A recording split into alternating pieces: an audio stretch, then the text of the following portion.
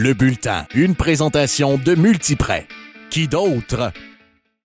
Cette semaine, on fait un saut du côté universitaire pour parler avec le nouvel entraîneur-chef du Rouge et Or de l'Université Laval au hockey féminin, Pascal Dufresne. Salut Pascal. Salut. Pascal, on est dans ton futur amphithéâtre. Finalement. Finalement, après tant d'années qu'on a désiré ce programme de hockey féminin-là dans la région de Québec. Oui, à partir d'octobre l'année prochaine, on aura la chance de voir le Rouge et Or hockey féminin. Exactement, ici, au PEPS de l'Université Laval. Yes. Bon, ben, écoute, Pascal, tu as quitté les Titans de Limoilou. Tout s'est fait rapidement et tu te retrouves à la barre de l'équipe du Rouge et Or. Là, il faut que tu fasses absolument tout pour partir une nouvelle équipe. Oui, vraiment, on est à partir une nouvelle équipe, on part de zéro. Là. On part de la construction d'un vestiaire, l'achat d'équipements, la création de chandails. On va avoir vraiment tout à l'horaire des pratiques, tout est à mettre en place. Mais là, mes énergies sont présentement dans le recrutement, là, de concentrer à court terme, c'est ça qui est prioritaire. Là. Bon, parlons-en du recrutement. Partir une équipe à zéro, c'est pas évident. Il faut trouver du talent, être capable de rivaliser avec les meilleures équipes universitaires au Canada, parce que c'est le but du Rouge et Or. Oui, sans aucun doute. Vous n'êtes pas là pour être les parents pauvres du côté universitaire.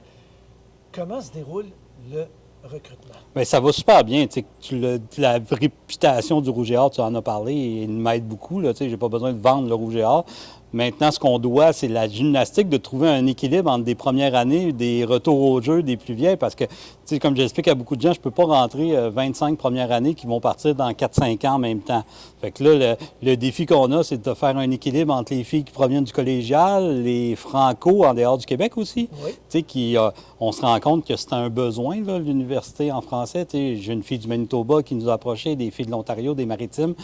Bien là, tout ça ensemble, bien, d'aller faire un équilibre entre des retours au jeu, des anciennes, des titans là, qu'on rencontre pour dire « Hey, ta maîtrise ici, tu peux-tu étirer d'un an ton cheminement pour dire « Je viens faire un an ».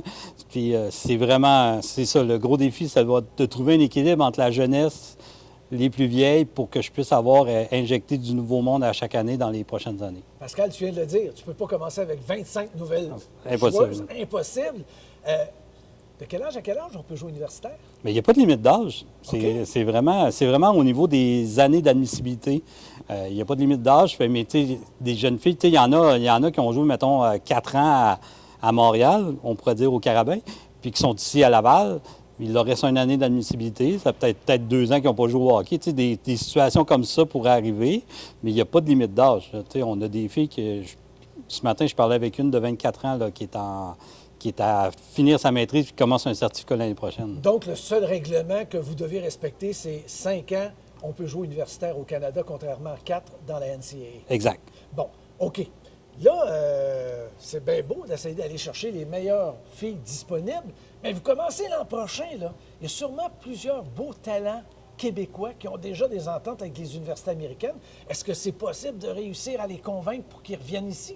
Bien, j'ai comme philosophie que je vais l'essayer, c'est certain.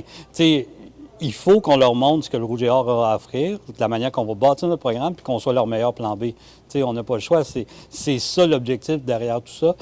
Moi, je vais les rencontrer, je vais leur montrer ce qu'on a à faire, puis peut-être qu'on va réussir à déposer quelque chose dans la tête qui va venir mixer, puis dire, OK, c'est un gros défi, mais je l'ai dit au début de mon aventure, d'ici 5 ans, je veux que l'Université Laval soit la destination, puis qu'on n'entende plus parler de nos meilleures joueuses qui vont décider d'aller aux États-Unis, puis que ça soit Laval, puis qu'ils disent, bien, on a le même offre de service, puis en plus, on a une carrière professionnelle devant nous au niveau du travail, puis d'étudier dans les nombreux programmes d'études qu'il y a à l'Université Laval. Oui, exactement. Et quelle bonne nouvelle pour le hockey féminin, parce qu'en plus de l'Université Laval qui va évoluer au hockey Division 1, il y a une autre université qui va se joindre à l'aventure dans quelques années, le Vert et Or de l'Université de Sherbrooke. Quelle bonne nouvelle pour les filles. Sans aucun doute, il faut vraiment se réjouir de ça. Peut-être qu'on va faire un petit pas en arrière au niveau du calibre, mais d'avoir une opportunité de 6 équipes au niveau universitaire, de montrer le chemin, d'avoir un offre francophone aussi. François, moi, je me rends compte que c'était un besoin d'étudier en français. On sent, c'est vraiment, là, aujourd'hui, je peux dire à la mi-septembre que c'est une évidence qu'il y avait un besoin d'une université francophone. Mais on peut pas...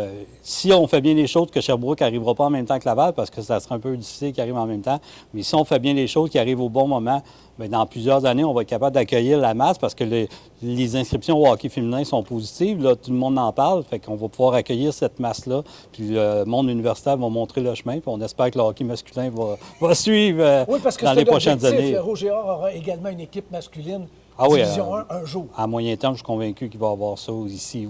Puis que les gens se parlent, puis qu'on crée 2 circuits universitaires. Bon, on va le laisser aller travailler parce qu'il y a beaucoup de pain sur la planche. Pascal, félicitations. Merci beaucoup de nous avoir accueillis. Puis on se reparle bientôt. Merci. Salut.